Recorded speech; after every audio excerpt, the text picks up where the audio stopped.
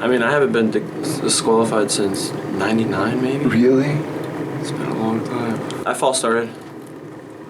The official came over to me and was like, "Ryan, you're disqualified." I was like, "All right, thanks." Thank you. You could have told me that before the race started, so I didn't have to go through that pain.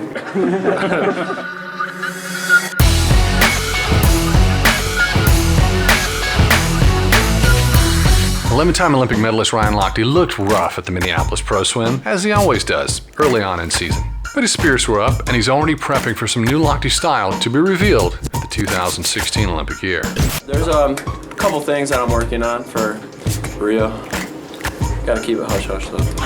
Lochte did look tired, but he had good reason. He just came off some altitude training with some famous workout grinders in Colorado Springs. Yardage, yeah, we did quite a few yards. The intensity was definitely there just because of the group, the atmosphere that we had there. I mean, we had Phelps, we had Connor, Dwyer, Postman, Luley, like we had all these people there. And we were just battling every day. It was a battle, so it was a lot of fun. ESPN was at the meet producing a feature on Michael Andrew. When the producer asked Ryan Lochte about USRPT, ultra short race pace training, this is how Lochte responded. USRPT? Ultra short race pace training. I don't know. That's never been in my vocabulary.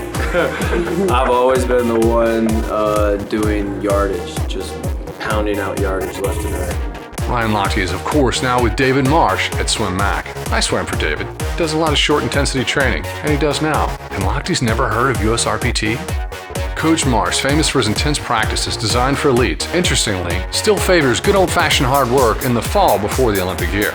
Listen to this. They're kind of doing what would be happen in the fall, which basically, if you're doing a good enough job in the fall, actually you shouldn't be something too great right now. You should be kind of tired and under a heavy load of work, and almost everybody is right now. The fun thing about the USA is when we get into the Olympic year, there's an understanding that this is serious business. Now, I'm not sure we always, every year, feel that way, but as a group, as soon as the fall started, I saw things just turn up a whole nother level in terms of the training, the intensity, the commitment, and it's been a lot of fun to watch. Coach Marsh was named the 2016 Olympic coach, and his messaging has been broad, upbeat.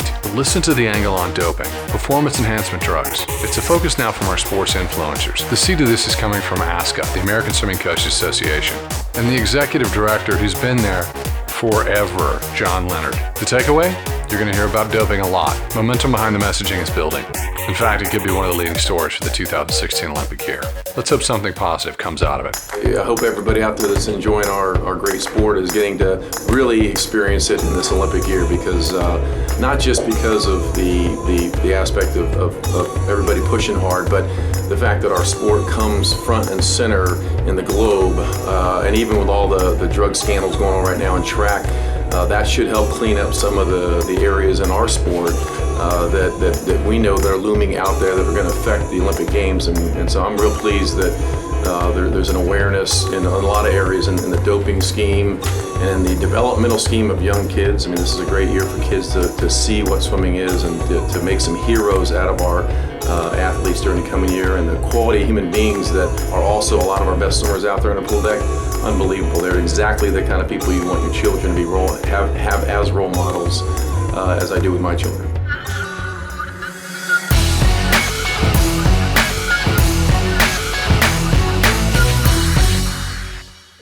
Well, hard to say right now. We've actually had a couple of rough years in the last 2 years. I wouldn't say we've been where we have been before moving into the Olympic year. However, I do believe that in the USA, probably even more so than some of the other countries, there's an understanding that during the Olympic year it's time to raise the bar and as I said before, in the training aspects, I've seen some tremendous training going on already around the nation. People are kind of getting where they need to be, with the coaches they need to be with the structure they need to be with, and really digging in. And so I have a lot of faith that because of that, we're going to see a real move forward in terms of what how we perform in this Olympics. But we're going to need to get it better than we were. I mean, what we've done the last couple of years is not really acceptable to a total medal count for the USA. All of our relays need to be medaling, if not fighting for the gold medal, and that's kind of the thing we need to be doing.